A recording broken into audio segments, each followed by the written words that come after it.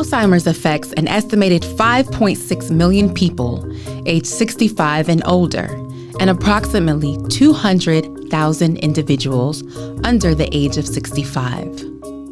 Almost 2/3 of Americans with Alzheimer's are women. While most centers focus on one stage of Alzheimer's or clinical research, the Long Island Alzheimer's and Dementia Center is committed to making a positive difference in the lives of those suffering from Alzheimer's disease and related forms of dementia and their caregivers. They do that by providing support groups and educational resources which offer hope and help for families facing Alzheimer's challenges. Today, we talk to the Executive Director, Tori Cohen.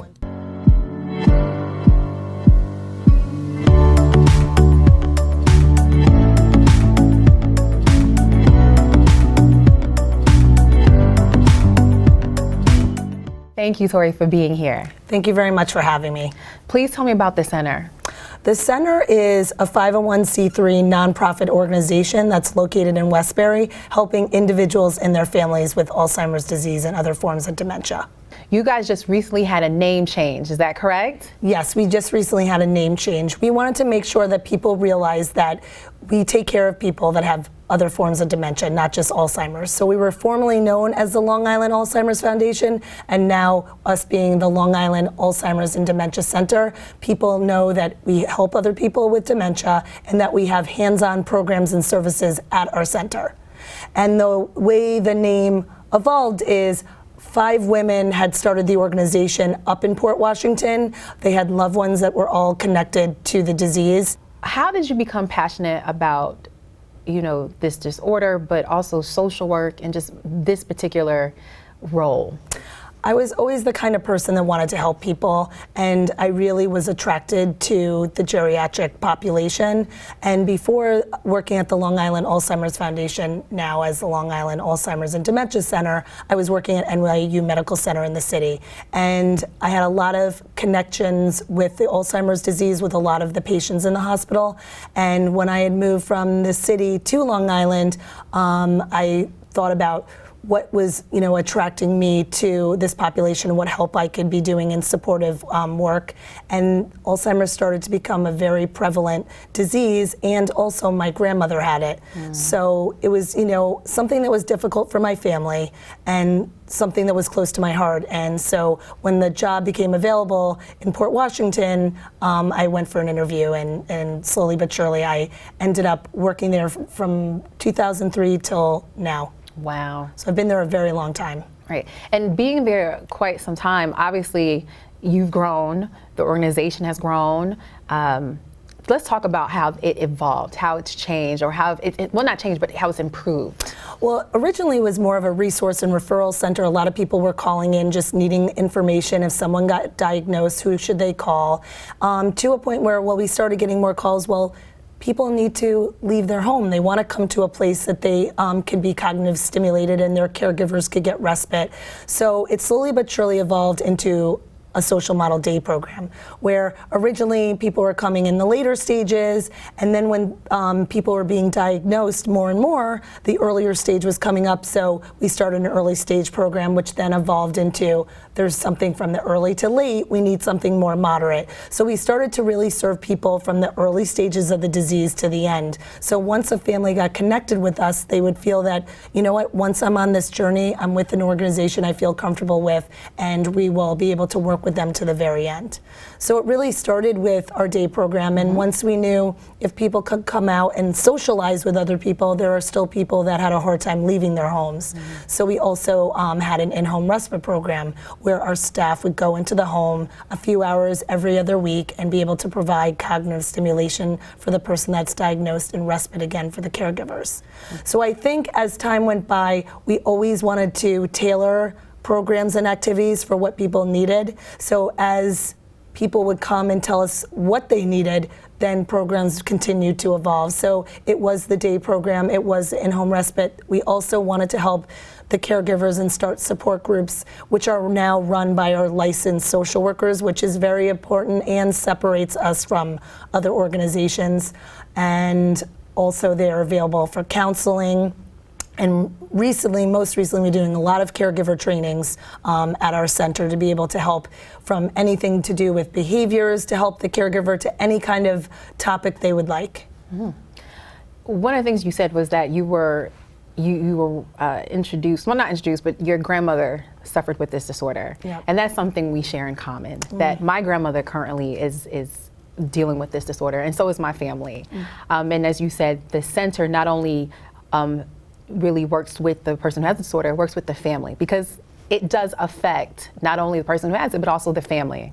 Yes, well, sorry. Go ahead, please. Yep. No, the fact is that that's what I also think separates us, is that we are focused not on the person that's just diagnosed, but on their family, because as you say, it affects the entire family and their situation and living environment, and they need to be able to get as much emotional support as they can, because there is a very high caregiver burnout. Yes, and I can tell you that my mom, who is amazing beyond words, she has spent the last 10 years taking care of my grandma, and every stage has been hard for her. And of course, you know, as family, we watch what she goes through.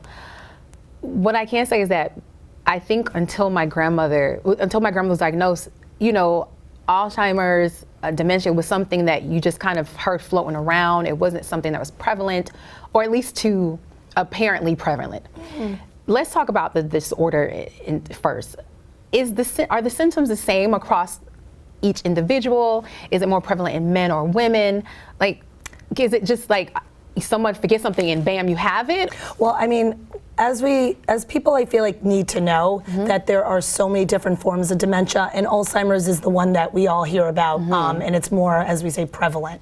But I said in the 17 years that I was a social worker at this organization, I had not met one person that had the exact same symptoms as someone else that you could say, oh, Joe looks like Sue or Sue looks like Joe. Everyone's very different. I've seen it more in women than in men, and now we're seeing a lot of earlier onset individuals, which is something, you know, I think it's important to talk about, because I feel like we know a lot of people are living longer because other diseases are being cured, but now people that are having symptoms really need to go to the doctor, because sometimes people may have something else wrong with them, and that's why they're starting to forget things, and they're starting we say forget names, places, locations, judgments getting impaired.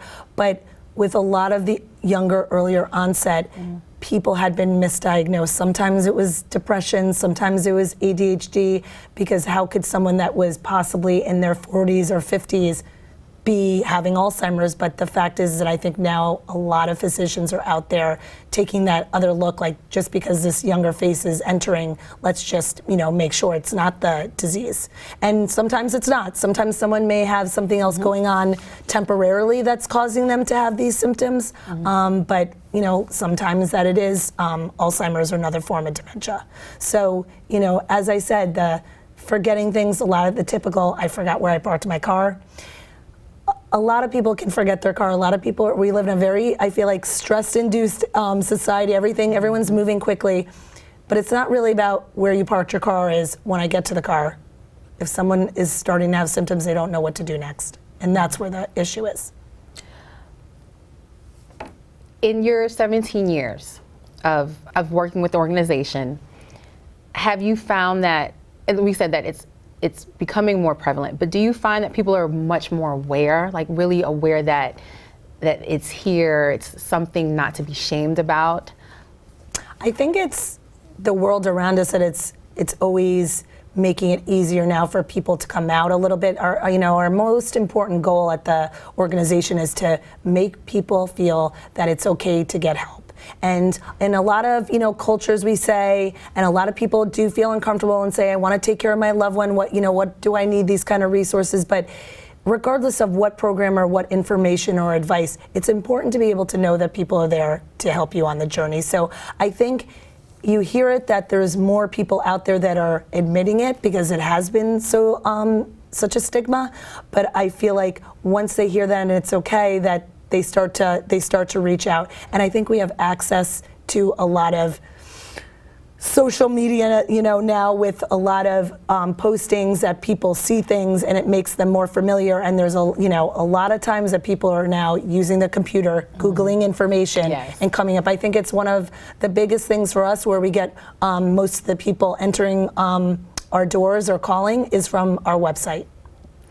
Tell me more about your programming. So I know you said that you have different stages. You have Yep. for early, you have for long term, Or as we call late stage. late stage. Yep. But what does that mean for someone like me who's, and I'll be honest with you, had I known about this organization 10 years ago, I think I would have chucked mom and grandma right over, and I probably will. But what does that mean? Respite for mom, but for grandma, if we had found out or maybe even accepted it sooner because we didn't know. Yep.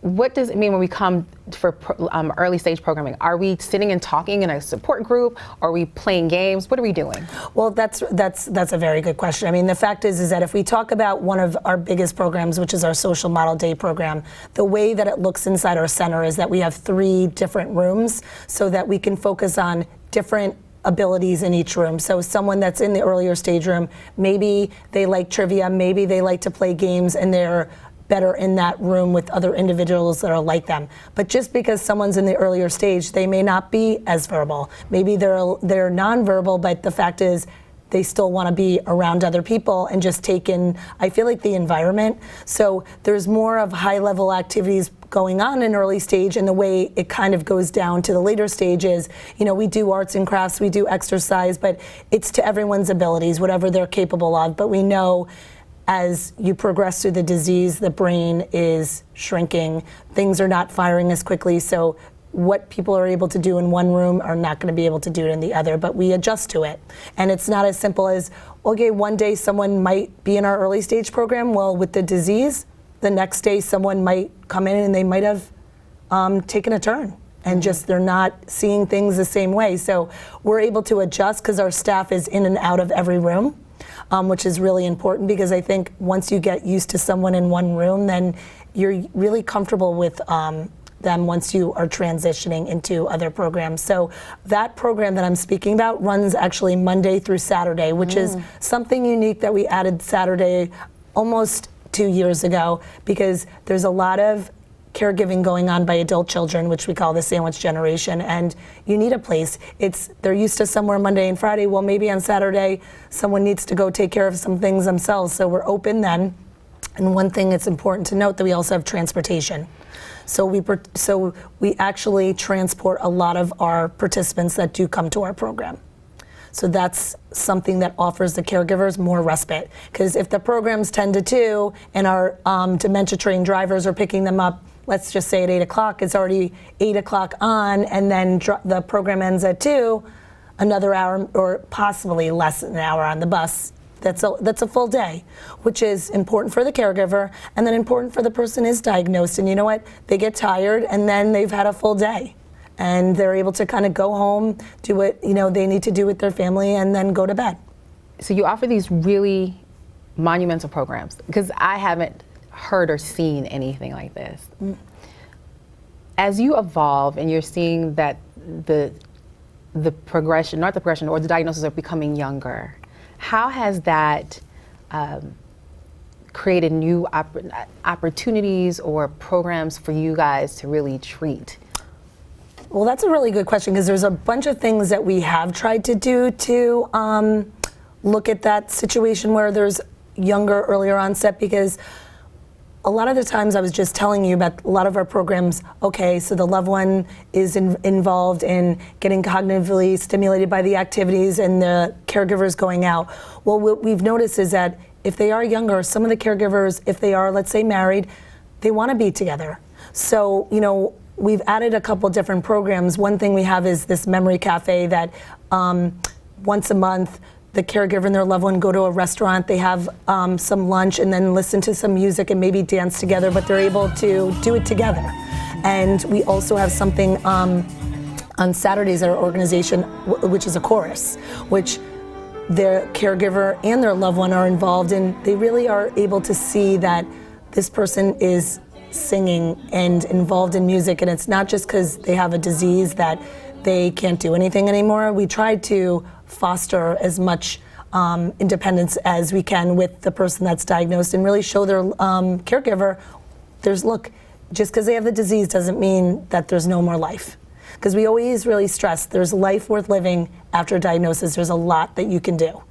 So I feel like we've adjusted of what you're saying to this other younger population, because they don't necessarily want to leave them. It's not like this has been their whole life.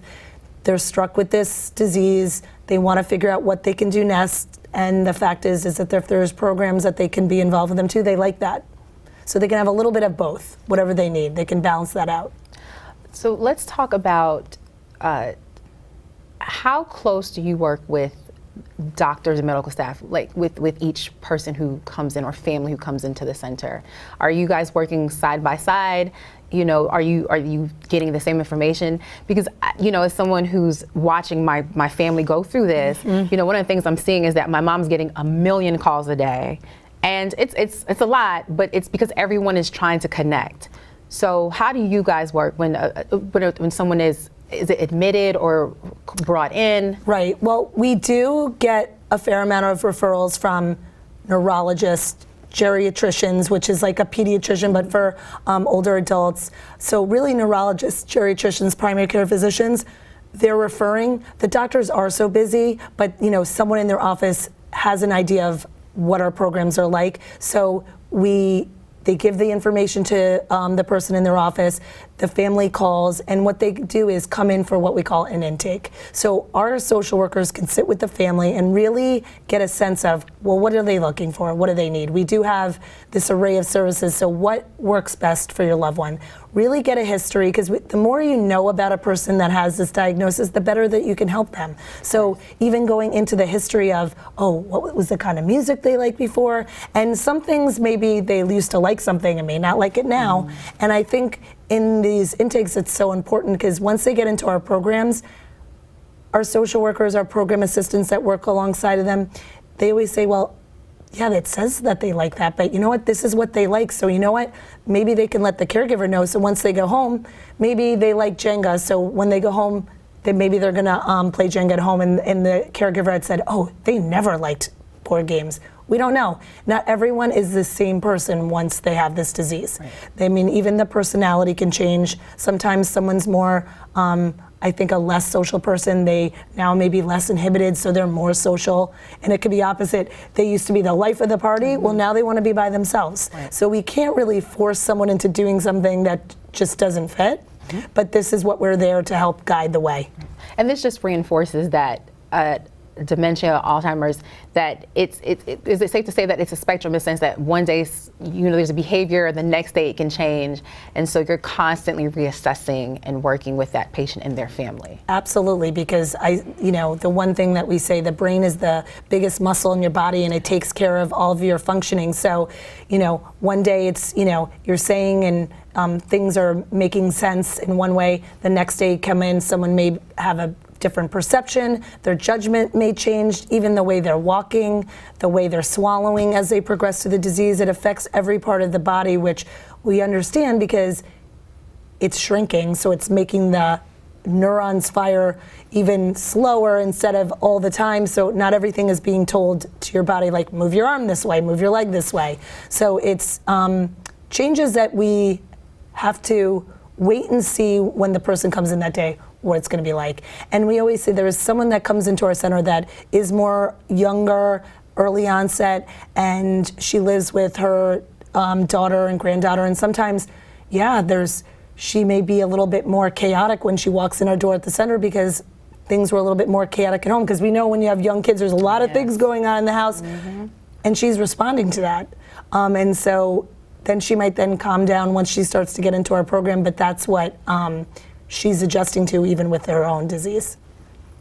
You guys are doing really incredible work, and not easy work as well. I know that for sure. So, you know, I'm taking my hat off to you guys for what you do. What are some of the misconceptions about, I guess, what you do and also about the disorder as well?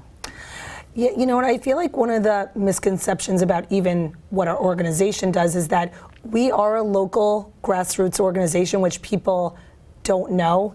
They tend to associate us with the Alzheimer's Association, which is a very important organization that's out here in Long Island, but they're national.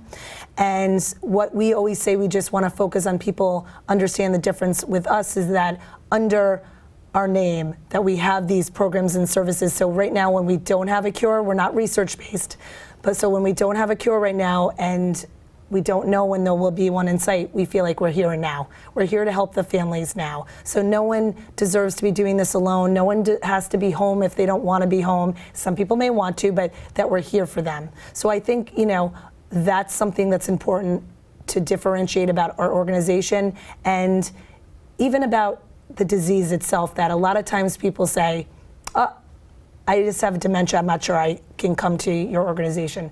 We serve all forms of dementia. Each dementia has, we can say, similar symptoms to each other, but then yet have different primary symptoms, but we're here to help everybody. So that's one thing that's important, that the doctor may tell you, okay, you have dementia, well, that doesn't mean that you wouldn't be able to come to our organization. And it's true, as I mentioned, my grandmother was diagnosed, and when my family was talking about it, they kept saying dementia, and I was like, well, is that, what does that mean? And so it was a really enlightening experience when I really started digging deep with my family. Mm-hmm. And right now we're at the last stage, and it's really not tough. I mean, it's tough to watch, but really you don't realize how much it affects some of the things you take for granted. Yep. And so having your organization as a resource, and I know for families, is really pivotal in really the transitions that everyone is going through. Yes, well, I mean, one of the things that we feel like especially is important for a family is our support groups, because we have adult children support groups and we have spousal support groups, so we try to separate it, because even though you're an adult child, and let's just say it was you and you're talking about your grandmother, you have different thoughts about that and you want to be able to talk about it in a group with people dealing with the same. And let's say your mom might want to be in her separate group because she's dealing about, things in that way of, this is my mom and how am I dealing with it, and you're worrying about your mom. Everyone's faced with who their worries are, and it's important to have that connection that you could be separate, be able to talk about it, and then be able to bring that advice and everything you learn in the group back to your situation, because the caregiver burnout rate for families and how they're doing with this disease is a lot. And a lot of times they neglect themselves. There's so much emotional and physical support that's put out. And, as we say, yes, they don't want to be recognized. Well, they just want to worry about the person who's diagnosed. If we aren't taking care of the caregiver, then who's going to be around to take care of their loved one? Exactly. It's like the airplane analogy. When you're out of oxygen and the masks come down, you have to help yourself before you help someone else. Because if you can't help yourself, you won't even be around to help that person. Absolutely. So very important information. Let's talk about, I think you've already laid them out, but I want to talk about some of your accomplishments in terms of what you've done with the organization, and then some of your goals for the future. I'm naive in the sense, I'm like, how much more can you do? But you're the expert here. Well, the biggest accomplishment that I've had as the executive director, which has been the last 5 years, is moving our organization. It was in Port, when I mentioned earlier how it was started by these 5 women, but it was important to be more accessible to Long Island families.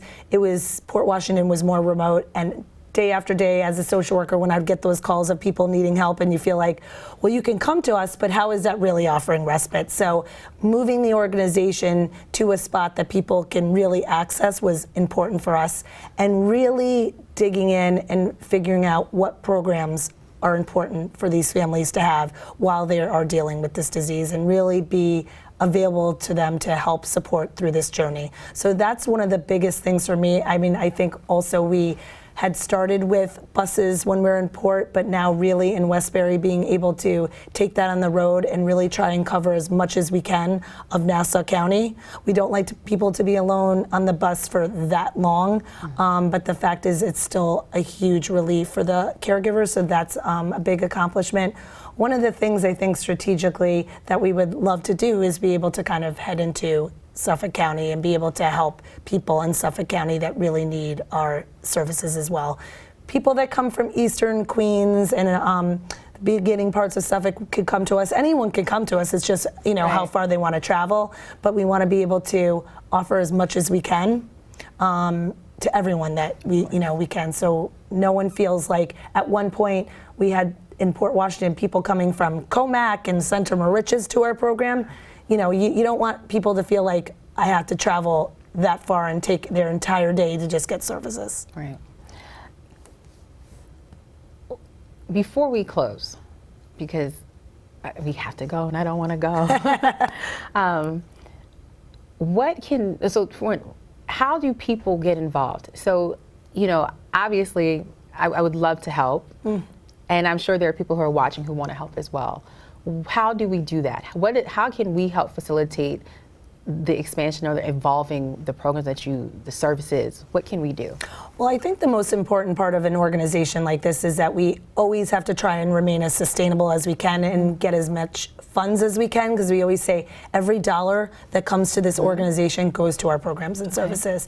So one time, I always say people that want to volunteer can be involved in our events and helping out. We have 3 signature events. Someone can help and come to our programs. Sometimes people can help if they just know grants out there that are available that they can send to us and we can apply for to be able to try and get money for some of our programs and services. I think, as we say, donations on any level mean all to us, any type of support like that. So it's really, to me, any way that someone, if they want to be in our center or out of the center, even just making more people aware. So now you're aware because you hadn't been aware because your grandmother, you can tell as many people as you can, look, call this organization in Westbury. They will be able to be available to help you in the here and now. So it's just networking and letting our people know we're out there to help. I think that's one of our biggest challenges that people still don't understand, that we're right here in Westbury, able to help in the here and now. And I will spread the word. Thank you very much. Spread the word. I'm allowed, so you might be asleep with how. Okay. Tell us. So with all of that, tell us, how do we get in touch with you, the organization? You can access us on the website. That's www.lidementia.org, or call our telephone number, which is 516-767-6856. I think those are the easiest ways to just get in touch. Whoever answers their phone will direct you to the right person. Okay. And before we close, I probably said that twice because I don't want to leave. What is your advice to someone who may believe they have the disorder, or a family member or a friend who knows someone who may be dealing with it? What is your advice to them?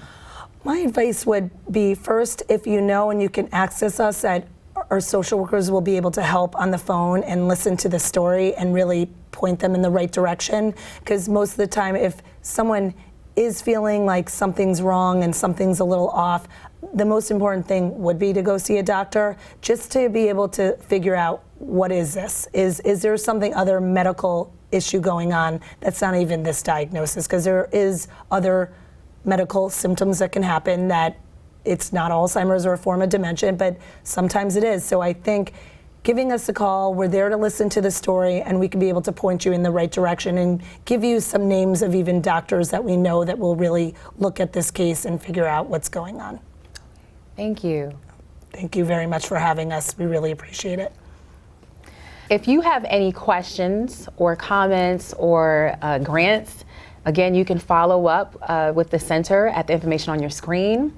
Also, if you have any questions or comments for us at North Shore Television, you can follow up with us at the email on the screen, which is info@nstv.org.